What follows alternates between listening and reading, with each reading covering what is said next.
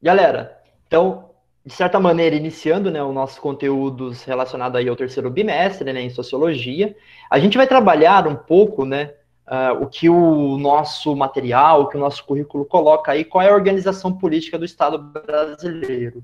Para poder chegar a essa resposta, é interessante entender a evolução do conceito de Estado e saber diferenciar, né, Estado, unidade federativa, governo. É importante entender esses conceitos para que a gente possa aprender agora assim a política, mas entender a política no sentido de como foi construída a ideia de Estado, como foi construído, né, a ideia de governos, né? Então a gente traz um pouco esses assuntos aqui a partir desse terceiro bimestre. É um assunto que particularmente eu gosto muito. A gente, infelizmente, não tem tempo para poder aprofundar da maneira que eu gostaria, mas creio que, mesmo assim, acho que vai ser bem frutífero, né, trabalhar esses assuntos com vocês. Primeira coisa que é legal já ir definindo, galera, né, quando a gente quer compreender o conceito geral de Estado e suas formas, né, primeira coisa que a gente tem que fazer é diferenciar essas duas palavrinhas, né, Estado com E maiúsculo, Estado com E minúsculo, né. Quando nós falamos de Estado com E minúsculo, nós estamos falando da unidade federativa, da UF, né? Quando a gente vai preencher um documento, geralmente uma ficha, né? Tá lá, UF, você coloca, né? Se nasceu em São Paulo, SP, se você nasceu no Rio de Janeiro, RJ, Minas Gerais, MG, ou seja, né? O Estado com letra minúscula é uma unidade federativa, é um ente da federação.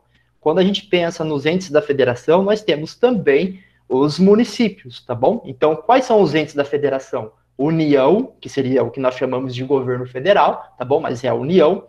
Nós temos as unidades federativas, os estados, com letra minúscula, e nós temos os municípios. No caso do Brasil, tem mais um ente federativo, né, que é o Distrito Federal, beleza? Então, essa é a ideia de Estado com letra minúscula. Já Estado com letra maiúscula seria a forma como as sociedades se organizam, isso no aspecto jurídico, econômico e político, né? E isso se dá, né, como a gente coloca aqui, através de instituições permanentes, né? Já adiantando o assunto que a gente vai fechar lá na frente, né? O Estado, ele tem aí as suas instituições que são permanentes, né? E essas instituições permanentes, elas têm como funções, né, administrar os serviços públicos e executar as leis, é o caso, por exemplo, do executivo, é essa ação do executivo, fiscalizar e elaborar leis, que é o caso do legislativo, né, fiscaliza e elabora aí os projetos de leis, lembrando que o executivo pode propor leis também, e o judiciário, que julga a aplicação das leis quando estas não estiverem sendo devidamente cumpridas. Então, a gente tem aí todo um aparato de leis que a gente tem que obedecer, tá bom? Então, é interessante pensar o Estado a partir dessa ideia, com as suas instituições permanentes. Isso aqui é tranquilo, né, galera? É bem de boa. Quando a gente fala também sobre Estado, é importante lembrar que a ideia de Estado, a gente vai voltar na aula de história e vai entender ali desde a formação dos primeiros Estados modernos até os movimentos, né, do século XIX, com o nacionalismo e a criação aí de novos estados, né? Então, se a gente pegar aqui a ideia de Estado moderno, o que, que o Estado moderno tem que ter? Primeiro, ele tem que ter um povo, né? Ele tem que ter um território e ele tem que ter um conjunto de normas. E esse conjunto de normas, né, universais, que a gente pode trazer aqui para o caso do Brasil, é a Constituição, são as leis, né? Então, a gente tem um conjunto de normas, de regras, né, que são executadas pelo governo, né, que administra, mas fazem parte do Estado, tá bom? Então, voltando, galera, conjunto de normas universais que estão presentes no Estado. Quais são esses elementos que caracterizam o Estado? Primeira coisa, né, a ideia da nacionalidade. Então, o Estado, ele tem tem um povo que se identifica enquanto nação. Não é à toa que vão falar, por exemplo, de Estado-nação. O que é a ideia de Estado-nação? Um país, beleza? É um país. Então, a gente se identifica, por exemplo, né, quando a gente fala aqui no Brasil, aquele uniforme da seleção brasileira, amarelo é um indicativo, né, de nós nos reconhecermos enquanto pertencentes a um grupo, a um povo, a uma nacionalidade, né? Apesar de hoje eu não me identificar mais com aquela camiseta amarela, vocês sabem por quê. O Estado ele tem que ter a sua soberania. Galera, para ter soberania, tem que ter território, tá bom? Não dá para ter soberania sem território. E ele tem uma finalidade, né? Geralmente essa finalidade é atender aí o interesse do povo que faz parte desse território, formando aí esse Estado nacional. E aí eu trouxe um exemplo, né, de um tema que nós trabalhamos lá em geografia, que vai estar no roteiro de estudo de vocês, que eu vou postar daqui a pouco, que é o seguinte: quando a Palestina ela começa a ter aí o movimento do sionismo, que foi a volta dos judeus desde o final do século XIX, ali no início do século XX, a gente começa a ver que o território palestino, né, acaba, o território voltado aí para o povo palestino, né, ele vai diminuindo enquanto o número de colônias judaicas vão crescendo. Em 1948, Israel declara sua independência, né? E a gente verifica aqui que, na verdade, o território israelense só aumentou, né? Ou seja, ele avançou sobre áreas que, em tese, também pertenceriam ao Estado palestino. E o Estado palestino sobrou o quê, galera? Essa faixa aqui, né, que nós chamamos de faixa de Gaza, voltado para o mar Mediterrâneo aqui para o Egito, e a Cisjordânia, que é esse território aqui, né, a Cisjordânia, acabou aí sendo totalmente fragmentada, né? Então a gente tem, na verdade, um ponto na qual um Estado que tinha um povo, que são o caso dos judeus, né? Então esse povo, então essa ideia de povo e nacionalidade, elas se encontram porque tem uma identidade. Então ali formou um Estado moderno, né? Um país, Israel. Só que ao mesmo tempo, outro povo, né? Que está ali não tem o seu território, né? Então ele não tem a sua soberania, que é o caso dos palestinos, beleza? Há países como o Brasil, o Vaticano, que de certa maneira é considerado um país, reconhecem a Palestina como um Estado, né? A própria ONU reconhece a Palestina como um Estado observador. Porém, a Palestina é um Estado oficial? Não. A Palestina tem um povo, galera? Tem uma nacionalidade? Tem. Tem conjunto de normas e leis? De certa maneira tem, porque tem ali organizações administrativas palestinas que tomam conta, né, do povo, de certa maneira, né, criam regras, normas ali para o povo. Mas qual que é o problema? Né? Qual que é o problema? O grande problema? Não tem território, portanto, não tem soberania. Beleza? Então é importante pensar nessa ideia de Estado também, a partir desse ponto de vista até geopolítico. Galera, quando a gente vai falar sobre a evolução do conceito de Estado, né, a gente vai estudar isso na história, a gente vai perceber que as primeiras organizações gentílicas, né, os gens ali, eram as primeiras estruturas de sociedade, né, grupos familiares que foram crescendo e foram aumentando depois. Bom, com esse crescimento, há o que nós chamamos aí de uma desagregação em função até da instituição da propriedade privada. Por quê? Porque o núcleo familiar começa a crescer. E aí a gente começa também a ter as divisões de terras, né? Qual que é a minha área? E aí surge a ideia de propriedade privada. Aliás, muitos teóricos, né, vão chamar isso do pecado original, né? Foi quando foi criado a propriedade privada, houve a necessidade da criação do Estado. É uma leitura, mas a gente vai ver que tem outras também, beleza?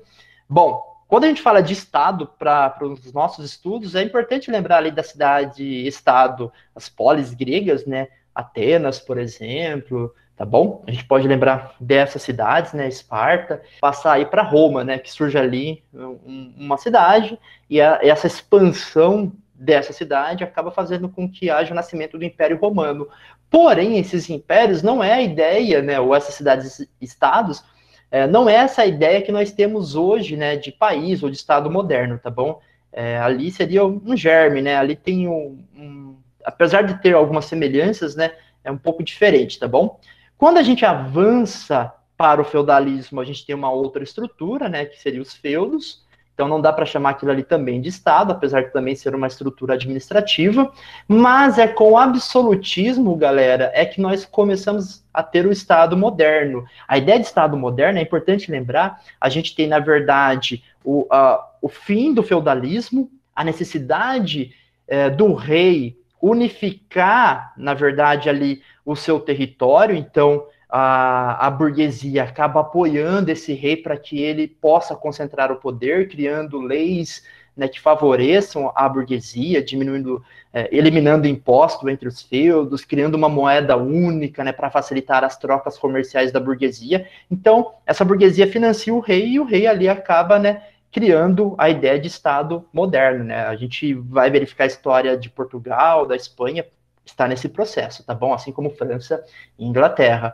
Só que esses países, né, esses estados modernos, eles nascem administrado pelo absolutismo. E o absolutismo é essa corrente aí que, de certa maneira, durou aí desde o final da Idade Média até o século XVIII. A gente coloca o século XVIII, a Revolução Francesa, como o fim desse período, né? E os teóricos falavam que o rei, ele era um representante de Deus na Terra.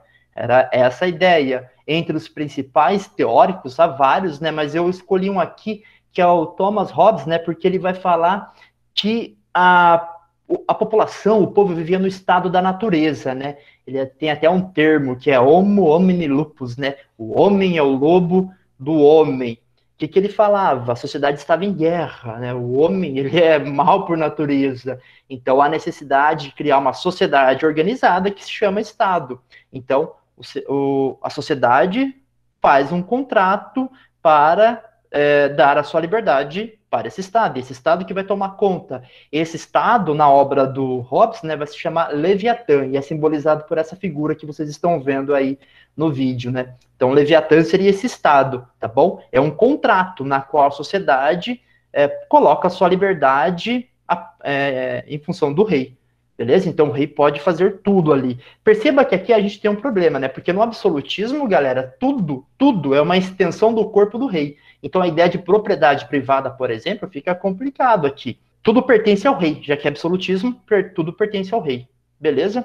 A gente não tem aqui a figura do cidadão, por exemplo, né? O Nicolau Maquiavel, ele tem já uma obra, né, O Príncipe, que vai falar um pouco sobre a política como ela é, e não idealizada, né? Quando a gente vai ver a política, ela se assemelha muito mais às ideias do Príncipe, né? A obra do Nicolau Maquiavel, na qual a gente vê políticos escrupulosos fazendo de tudo para permanecer ali no poder. Tranquilo, galera? Então, tanto o Maquiavel quanto o Thomas Hobbes, né, eles são esses teóricos desse Estado moderno, que é o Estado absolutista. Beleza? Bom, quando nós chegamos no século XVIII, né, o Estado moderno absolutista, ele entra em declínio, né? A gente tem a Revolução Francesa, aliás, no século XVII tem a Revolução Gloriosa na Inglaterra, fazendo com que haja aí essa desagregação dessa ideia do Estado absolutista. A gente avança agora para o Estado liberal clássico, vamos colocar assim, tá bom? Muito influenciado aí, galera, pelo liberalismo econômico, as ideias liberais que nascem ali no século XVIII. Um dos grandes teóricos importantes para esse período é o John Locke, né? O John Locke, ele vai falar assim, né, em sua obra Segundo Tratado sobre o Governo, né? Ele vai falar o seguinte: o homem é livre, mas a sua liberdade é limitada pelo Estado, com o intuito de proteger a propriedade privada. Galera, eu grifei propriedade aqui, não é à toa. Nós estamos aí no século XVIII, revoluções burguesas, né?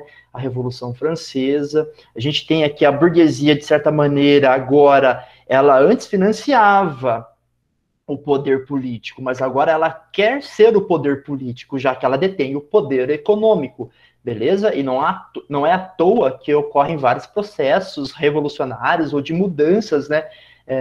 Com essa estrutura de Estado absolutista para um Estado liberal, beleza? O que o John Locke está colocando aqui, na verdade, é que as pessoas, e quando ele está falando das pessoas, é óbvio que ele está colocando em primeiro ponto a burguesia, necessita de uma segurança jurídica, tá bom? Essa segurança jurídica para proteger a propriedade privada, que não deve nem pertencer ao rei, né? E, ao mesmo tempo, as ideias revolucionárias que já estavam nascendo também não podem ser aí, né, fazerem parte de um processo revolucionário na qual o povo vai invadir essa propriedade privada, vamos pôr dessa forma, né? Então, a ideia aqui da burguesia, né, e pensando nesse trecho que cita, né, o livro do John Locke, a ideia é o seguinte, é garantir uma segurança jurídica para a burguesia. Agora, eu queria que vocês percebessem o seguinte ponto, galera. Eu coloquei aqui que ele também é contratualista. E eu coloquei aqui também para o Thomas Hobbes, né, que ele também é contratualista. Qual que é essa ideia de contratualista? Vocês conseguem entender por que eles são considerados teóricos contratualistas? Deixa eu voltar aqui, ó. O Hobbes, ele fala que o ser humano, ele vivia no estado da natureza, né? Que ele era o lobo do homem. Isso falava o Hobbes, né? E aí ele fala que há uma necessidade de ter uma sociedade organizada, essa sociedade organizada seria o Estado, né, para justamente evitar que o estado de guerra natural, esse estado da natureza, tá bom? E aí a necessidade de criar uma sociedade organizada, o homem sendo protegido do próprio homem. E o Locke, ele vai falar na ideia de criar um contrato, também, mesma ideia, mas pensando na propriedade privada, ou seja, um contrato para garantir a segurança jurídica. O que seria esse contrato, afinal de contas, né? Qual que é essa ideia? É um contrato para viver em sociedade, para que todos os direitos sejam garantidos. Gostei dessa. Você tem algum exemplo para poder dar para mim? Por exemplo, sobre matar. Por que eu não posso matar quem me roubou, por exemplo? Porque daí você estaria interferindo no direito dessa pessoa e essa pessoa talvez pudesse aprender a não roubar mais ou algo assim, entendeu? Um direito Entendi. de vida. Qual que é o exemplo máximo do nosso contrato social atual? Vamos colocar assim, né? Se a gente fosse pensar um exemplo. Qual seria? A lei, Que Constituição. a Constituição, exato, tá bom? Então, se a gente pensar na ideia de contrato, é essa ideia. É o seguinte, beleza, tem um rei, mas por que tem um rei? Porque as pessoas aceitam, elas reconhecem que esse rei, ele comanda tudo. Então, eu obedeço o Estado, obedecendo a figura do rei, esse rei se legitima no direito divino, aí eu tô falando, óbvio, né, na obra do Hobbes, né, do Hobbes, que é o absolutismo, mas quando eu avanço para o Estado liberal clássico, eu tenho agora também a necessidade de criar um contrato que vá de encontro com os interesses da burguesia, que estava agora tendo poder também político, estava conquistando o poder político, e aí o símbolo disso é a Revolução Francesa. E o John Locke ele vai falar o seguinte, ó, o poder do rei ele é regulado por representantes do povo, que é o parlamento. E o parlamento, nesse momento, é composto, em sua maioria, também por representantes da burguesia. Tranquilo, galera? Então, essa ideia faz com que nasça, por exemplo, né, essa monarquia parlamentarista que há na Inglaterra até os dias de hoje. A gente vai estudar isso, né, em formas e sistemas de governo em aulas futuras. Mas é importante pensar que nasce aqui essa ideia. Opa, o poder do rei agora ele é regulado, né? Ou a rainha, o que é a rainha da Inglaterra, né? Que é tratada até como uma brincadeira. Olha lá a rainha da Inglaterra. Só tem pose, né? Não manda nada, beleza? Galera, aí eu tenho o Estado de Direito do Rousseau, né? O Rousseau também ali, período do século XVIII, ele vai meio que ter uma ideia contrária tanto ao Hobbes quanto ao Locke, né? Porque para o Rousseau, a soberania popular ela tem que estar em primazia, né, como forma de regular e legitimar o poder. Então, se um governante não atende os interesses do povo, né, o povo pode ir tirar esse governante. Não à toa que essas ideias do Rousseau acabam inspirando o processo revolucionário, né, da Revolução Francesa, né, quando há aí o processo revolucionário na França. Ele também é contratualista, né? Porque olha o nome do livro dele, né? O contrato social. E esse contrato social é justamente entender essa ideia da soberania popular de um povo que regula e legitima o poder, né? em um determinado estado, tá bom? Ele vai falar, diferentemente do Hobbes, né, que o ser humano ele não é lobo do homem, né? Naturalmente o homem ele é bom. A sociedade é que corrompe o homem, tá bom? Então ele vai ter uma outra ideia contrária ao Hobbes. Mas é um teórico importante quando a gente vai pensar na ideia de Estado de Direito, porque a gente está falando de um Estado que atente melhor, né, para os interesses da população. E aí a gente tem o Montesquieu como um exemplo, né, porque ele vai propor a divisão dos poderes, né, o executivo, o legislativo e o judiciário, a obra do espírito das leis do Montesquieu, tá bom? Então aqui a gente tem o Estado de Direito. Avançando, galera, a gente acaba chegando aqui no que seria um Estado democrático de direito. E quando eu pego a Constituição da República, né, de 1988, né, a nossa Carta Magna, no seu artigo 1 vai falar o seguinte, ó: a República Federativa do Brasil, a gente vai entender essa ideia de República e Federativa em aulas futuras também, formada pela união indissolúvel dos estados e municípios, os entes federativos, né, e do Distrito Federal, que é esse ente a mais, constitui-se em Estado democrático de direito e tem como fundamentos a soberania, nós já falamos sobre isso, a cidadania, porque ele é democrático de direito. Antes, né, naquele Estado moderno, havia o quê? Eram servos, praticamente, né? Ou melhor, expressão mais correta, eram súditos do rei, não era cidadão, beleza? Então aqui a gente, no Estado democrático de direito, a gente tem a cidadania, a dignidade da pessoa humana. Aí tem esse ponto que é colocado aqui, né? Os valores sociais do trabalho e da livre iniciativa. Percebam que é uma emenda aí de 2019 que tem a ver com o atual governo, né? As ideias neoliberais estando presente aí na Constituição a partir de emendas, né? O pluralismo político, né? Já que a gente vive em uma democracia e a ideia de viver uma democracia pressupõe o pluralismo político. E tem o parágrafo único, né, no final desse artigo: todo o poder emana do povo, que o exerce por meio de representantes eleitos ou diretamente nos termos desta Constituição. E aqui eu chamo a atenção de vocês, galera, porque aqui eu vou querer pensar num trabalho com vocês. Olha o que está falando, todo o poder emana do povo. Beleza, a gente vota nos nossos representantes, né, nos chefes que ocupam os cargos executivos, né, prefeitos, governadores, presidente, e os nossos representantes aí no legislativo, que são os vereadores, os deputados estaduais e federais e senadores. Só que aqui também coloca o seguinte ponto, que nós também a gente pode exercer diretamente nos termos desta Constituição. Então, há instrumentos dentro da Constituição, da nossa atual Constituição, que permite que nós também exercemos aí diretamente, ou que tenhamos uma participação direta na vida política, né, no poder político. E a gente vai entender um pouco melhor essa ideia. Dúvidas, galera? Enquanto não. Não, né? Deu para entender? Deu para entender. A ideia que eu estou fazendo aqui é para a gente poder compreender a evolução da ideia de Estado, né? Hoje nós chamamos de Estado democrático de direito, está na nossa Constituição. Qual foi a construção disso, né? Quais são os teóricos? Aí deixa eu só fazer um parênteses, né? Até coloquei aqui como parênteses, né? Nossa, eu devia ter mandado uma mensagem para o Richard. Quem fala francês aí? Tem alguém que sabe falar francês? Consegue falar o Estado sou eu em francês? Eu coloquei aí, ó. L'état c'est moi. Gente, o que o Luís XIV, né, falou no auge aí do absolutismo? Uma síntese do que é isso. O Estado sou eu. O Estado sou eu. O Estado é o rei. Meu, tudo pertence a ele. A propriedade privada aqui nesse sentido, né, ela não existe de certa maneira, já que tudo no Estado é uma extensão do corpo do rei.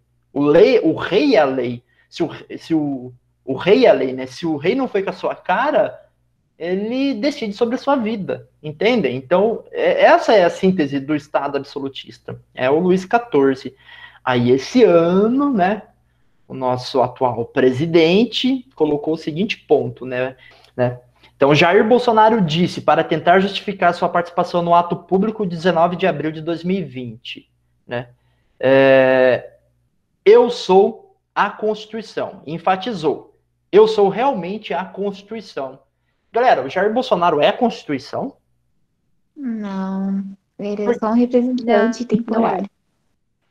Eu também acho que ele não é. Sabe qual que é o problema? É porque, assim, aí a gente vai entender que é o seguinte ponto. A Constituição é a lei, né? É a lei. E todos estão submetidos à lei, tá bom? Todos estão submetidos à lei. Então, o Jair Bolsonaro, na verdade, aqui, nesse sentido, ele tem que respeitar a Constituição. Quando um presidente é eleito, uma das coisas que ele tem que fazer na posse é fazer um juramento na qual ele vai respeitar a Constituição no Congresso. Bom, então o Brasil ele obedece um pouco essa ideia do Estado de Direito que nasce ali com as ideias do Montesquieu, do Rousseau, né? Então a gente vê inspiração, tem a divisão dos poderes, né? A gente vê essa influência iluminista muito clara em vários países, né? E a Constituição é o nosso contrato social. Só que esse contrato social, esse Estado democrático de direito, ele pressupõe que também o chefe do executivo, o presidente, ele não seja um chefe absolutista, né? Ele não seja. Então, ele não é a Constituição. Porque ele falar, eu sou a Constituição, ele está falando que ele é o Estado. A mesma coisa que o Luís XIV falou, né?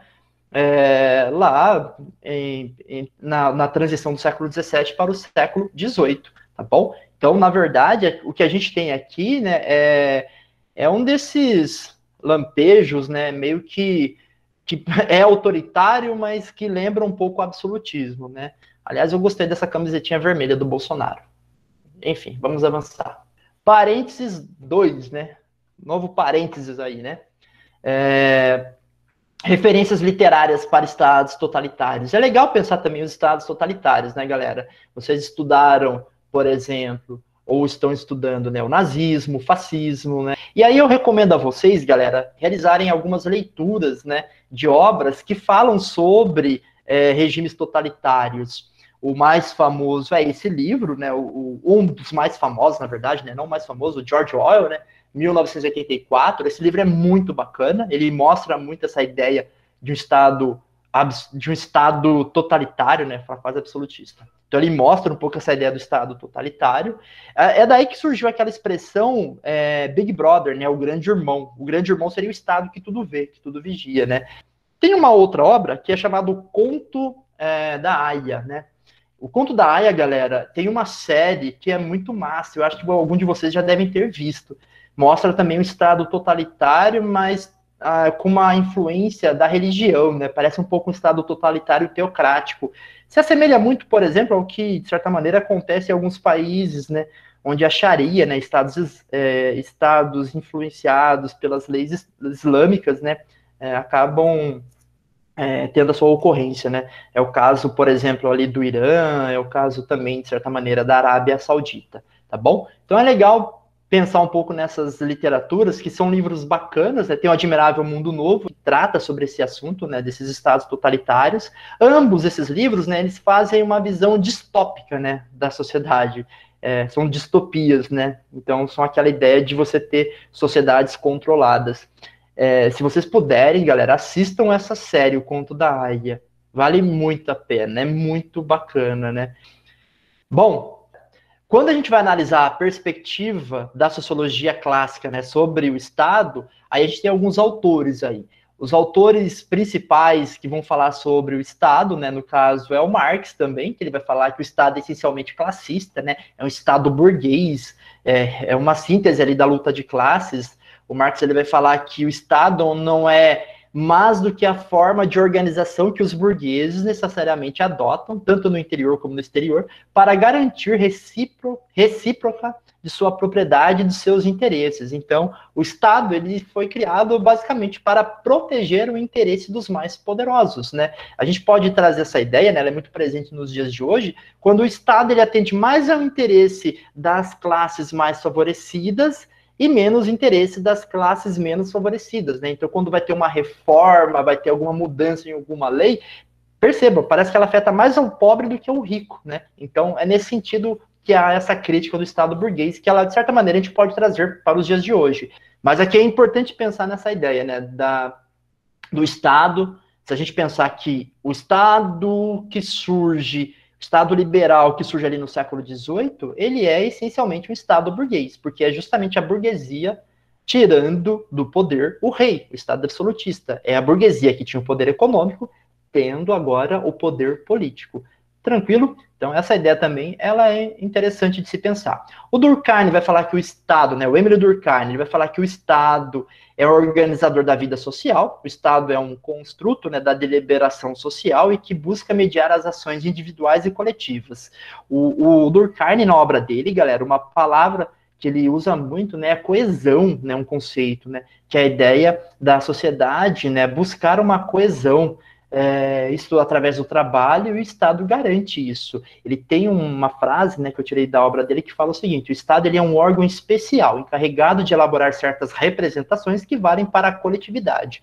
Então, o Estado, ele é um símbolo, né, para atentar às coletividades. É interessante pensar o Durkheim, porque ele tem uma ideia que ele olha para o mundo ali do século XIX, ele vê as crises, né, o desemprego, ele vê ali os problemas que estão no mundo, e ele coloca o Estado como um órgão, né, importante, porque é ele que vai organizar a coletividade. Então, ele tem uma perspectiva da sociologia até mais conservadora, vamos pensar assim, né, a ideia de uma sociologia que cria uma identificação das pessoas para com o Estado. Tá bom? Ele está olhando ali para a França, o Durkheim é francês. Bom, e aí tem o alemão, o Max Weber, que esse sim eu gosto de passar e pedir para que vocês guardem essas ideias, porque ele é o mais utilizado quando vai falar sobre o Estado, tá bom? O Max Weber, galera, ele fala o seguinte ponto: o Estado detém o monopólio do uso legítimo da força física dentro do território que controla. Pessoal, se você desobedecer à lei, você sente o monopólio do uso legítimo da força. Então, se você desrespeita a lei, se você atenta contra as leis do Estado, o Estado ele tem aí a garantia de poder usar a força contra você, tá bom? Qual é o exemplo máximo que a gente tem, galera, desse uso legítimo da força por parte do Estado? Polícia? Polícia, por exemplo, tá bom? Isso é o exemplo, né, desse monopólio do uso legítimo da força, tá bom? Então, o Weber, ele coloca esses pontos aí, que a gente verifica, a gente tem vários exemplos, a gente pode pensar em vários exemplos. O Estado moderno, então, resulta do desenvolvimento da sociedade capitalista, porque sua complexidade exige uma administração racional, né, e burocrática. A palavra burocrática, que ele vai fazer muitos estudos sociológicos sobre a ideia de burocracia, não é o termo pejorativo que nós encontramos hoje para essa palavra, tá bom? Burocracia, galera, por exemplo, é quando eu faço a chamada de vocês, cada um tem ali o número, quando eu lanço a nota, é essa organização, entendem? Quando eu tenho uma grade de horário, é a burocracia. Então, tudo isso é a ideia de burocracia, tá bom? Não é uma ideia pejorativa, é um conceito necessário para organizar essa complexidade que é a sociedade capitalista. Ele vai falar também que a legitimidade da coerção e do uso da força também fazem parte do Estado, já que para o governo exercer o seu poder no Estado, ele precisa dessa legitimidade.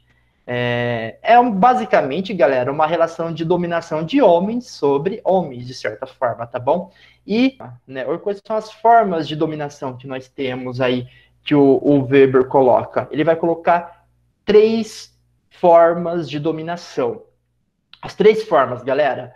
Primeira, dominação legal, legitimada por um estatuto da competência funcional e por regras juridicamente estabelecidas, depende da estrutura burocrática do aparelho administrativo, né? Um exemplo seria os servidores públicos. Sua fonte é a lei, que submete tanto os que obedecem quanto os que mandam. É o que a gente vive, galera. A gente tem uma lei, tá bom? Então isso é uma dominação legal. Essa lei, a gente já falou, é a Constituição. Todos nós devemos, né, seguir essa Constituição. Seja quem obedece, seja quem manda, tá bom? Ou, dito de outra forma, né? Tanto quem está no governo quanto os governados, tá bom? Então é essa a ideia. E quando a gente fala de uma estrutura burocrática, né, o aparelho administrativo, o que me garante aqui dando aula para vocês, por exemplo, é porque eu tenho uma competência funcional, que tem um reconhecimento jurídico, né? Eu tenho um diploma que garante eu estar aqui, servidor público, né? Tudo isso compõe o que nós chamamos de dominação legal, né? Em síntese, a sua fonte é a lei, tá bom? Daí a ideia de legal. que submete tanto os que obedecem quanto os que mandam. Temos também o que ele vai chamar ali, né? Ele vai trazer como forma de dominação a dominação tradicional, que é legitimada pelos costumes, normas e valores tradicionais, orientação habitual para o conformismo, né? E, geralmente isso é exercido por lideranças reconhecidas historicamente de indivíduos pertencentes a uma determinada instituição ou grupo social. Então, a gente, quando vai para um país e ele tem lá a figura de um rei, por exemplo, é uma questão tradicional. Os líderes religiosos, quando eu vou ver, por exemplo, sei lá, o Papa, né? Ele representa a tradição de uma determinada instituição social, tá bom? Então, é essa a ideia de tradicional. Quando a gente vai pegar os coronéis, de certa maneira, eles encaixam um pouco também aqui, né? A gente voltando ali na República do Café com Leite, na República Velha. Então, essa é a ideia da dominação tradicional. E, por último, nós temos o que nós chamamos de a dominação carismática, né? Isso proposto pelo Weber, legitimada na autoridade do carisma pessoal, né, o dom da graça, da confiança na revelação, do heroísmo ou de qualquer qualidade de liderança individual, exercido pelos profetas das religiões, líderes militares, revolucionários, né, os heróis, chefes de partidos, os demagogos. Qual que é a ideia aqui, galera? Eu tenho aqui um ponto na qual eu vou olhar para o lado pessoal, tá bom? Eu não vou olhar para a questão impessoal, vou olhar para o lado pessoal. Se a gente pensar na história, só para dar um exemplo, né? Como consequência da Revolução Francesa, o Napoleão ele chega ao poder, ele tinha ali essa ideia de uma dominação carismática. Os grandes ditadores, né, que estiveram no poder, né, tinham também aí os ditadores que estiveram no poder também, né, fizeram uso dessa dominação carismática. Se a gente pensar aqui no Brasil, né, a gente pode lembrar, por exemplo, do Getúlio Vargas. E se a gente trazer para uma questão mais atual, para determinados grupos sociais, tem gente que, por exemplo, admira, né, reconhecem aí uma qualidade de liderança individual no atual presidente, nomeiam até como o mito, né? Ele é o mito, tá bom? Professor, na verdade, nossa, o Bolsonaro, ele é a dominação carismática pura. Exato. Entende? Eu compartilho muito dessa ideia, porque é exatamente isso que ele fez no publicidade antes das votações. Isso é até legal quando a gente vai ver as aulas de sociologia, é porque isso daqui, quem disse, na verdade, quem criou a ideia, o conceito, né, foi o Weber, né, que viveu no final do século XIX e início do século XX. E a gente vê como é que a sociologia ela já jogava o olhar sobre essas questões, né, e como isso permanece até hoje. Não é à toa que essa perspectiva da sociologia clássica a gente estuda até hoje. E é exatamente esse ponto, né? O Bolsonaro, ele faz uso dessa dominação carismática. É o dom da graça. Dá para dizer que o Lula também faz parte dessa dominação carismática, viu, galera? Não dá para deixar de lado também. O Lula também tem uma galera que, nossa, é Deus no céu e Lula na terra, tá bom? Então a gente tem, na verdade, essa ideia de dominação carismática presente, né? Como vários exemplos.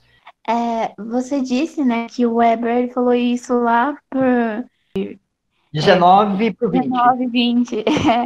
E, tipo, daí eu tava vendo outro dia e, tipo, a sociologia, ela, na verdade, ela sempre vai se repetir, porque a sociedade, ela é de repetição, é um ciclo sem fim, né, como eu diria. A gente teve vários momentos, né, que nós jamais imaginaríamos que as pessoas iam achar que o fantasma, né, que o grande perigo para nosso país é o socialismo, é o comunismo. E hoje tem gente que acredita realmente que é isso.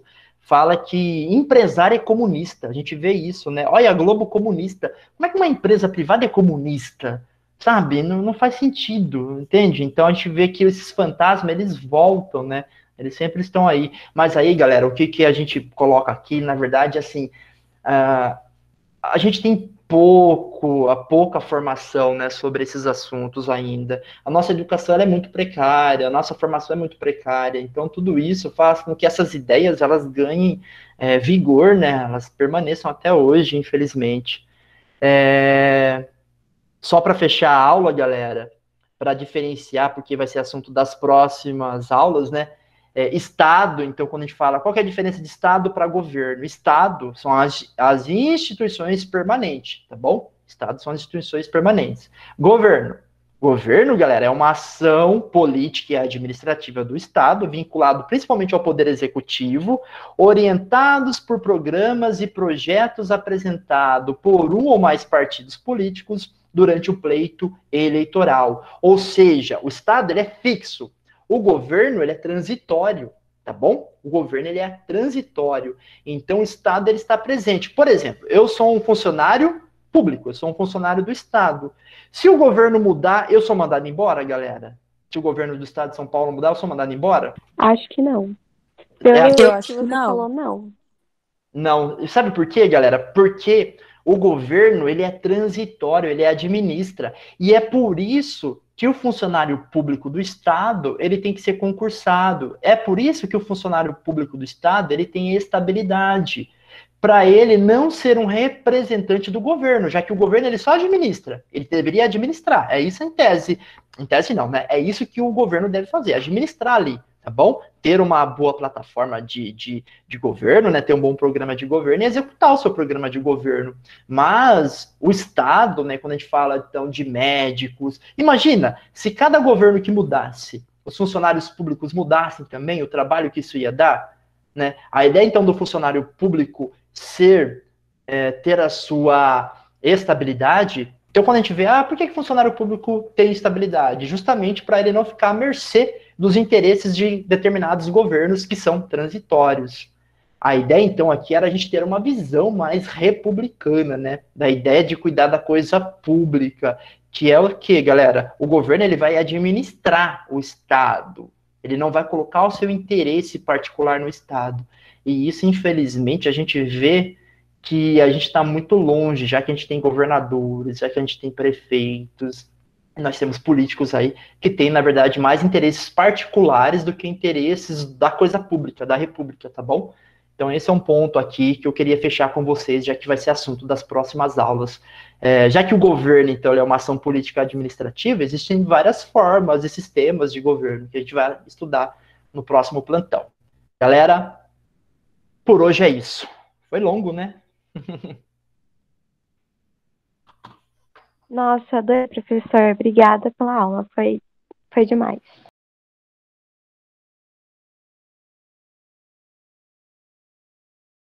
Deixa eu comentar uma coisa com vocês, né? Sobre esse bimestre relacionado a avaliações. Eu havia comentado com vocês que eu vou cobrar 2 formulários, tanto de geografia quanto de sociologia, mas aqui em sociologia eu vou trabalhar, né, também com a Karen de português. Qual que é a ideia, galera? A Karen ela vai trabalhar com vocês, parece que resenha crítica ou texto argumentativo, né, em função até do Enem, né, um texto argumentativo, uma dissertação ou uma resenha crítica. Esses tipos de textos, né, cobram muito em vestibulares, né, aliás, é o que mais aparece. E a resenha crítica, para ser crítico, tem que ter argumento também. Então, tá dentro, né, tá dentro do assunto. Então, a gente vai trabalhar junto. Qual que é a ideia? A Karen vai passar a parte técnica, que, em certa medida, vocês sabem já de dessas formas de produção de texto, e eu vou vir com um tema, sugerindo o tema. E o tema tem a ver aqui com o nosso conteúdo, com a nossa aula, tá bom? Então, essa é a ideia.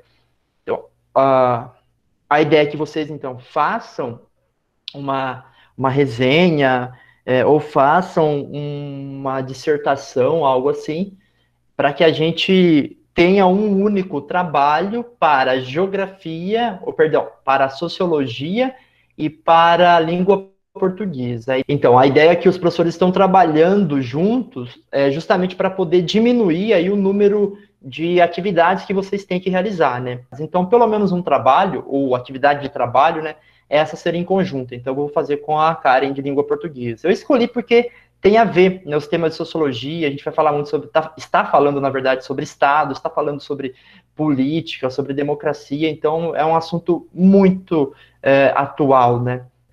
Acho que facilita até nessa questão relacionada ao Enem e outros vestibulares, né? Além do mais, esse ano tem eleição nos Estados Unidos e a eleição do Donald Trump, né, acabou fazendo com que tenha esse período que a gente está vivendo agora, né, de estranhamento em relação à democracia. Tem até um livro aqui que foi lançado justamente fazendo essa análise, né, como as democracias morrem, que faz um passeio sobre a chegada do Trump no poder nos Estados Unidos e como a chegada do Trump nos Estados Unidos ao poder, né, como, de certa maneira, tem relação com outros momentos da história de líderes totalitários, de chefes políticos, né, chefes de governo, que tinham posturas autoritárias enquanto no governo, né? Então, faz vários paralelos aí com personagens históricos importantes. O livro tem alguns problemas também, tem algumas críticas, ele tem uma visão um pouco a partir da ideia de democracia americana, né? E a democracia americana, ela não é tão perfeita assim, a gente tem vários problemas, mas isso eu vou deixar para um segundo momento. Enfim, de qualquer maneira, o livro ele é legal. E aí tem várias outras matérias que dá para a gente trabalhar como coletâneas de texto para poder pensar sobre esse tema. Por quê, galera? Porque é atual. Esse ano tem eleição no Brasil, por exemplo, né? Eleição, no caso, aí para prefeitos, vereadores nos municípios. Esse ano tem eleição nos Estados Unidos. A questão da crise da democracia é uma questão muito atual, uma questão muito importante. Se a gente pensar em Belarus, por exemplo, né, na qual está tendo várias manifestações lá contra o líder que está no poder. Então, a gente tem vários exemplos aí que estão relacionados, né, fazem muito sentido. Beleza? A ideia justamente é diminuir o número de trabalhos para os alunos. Esse é o ponto principal, né?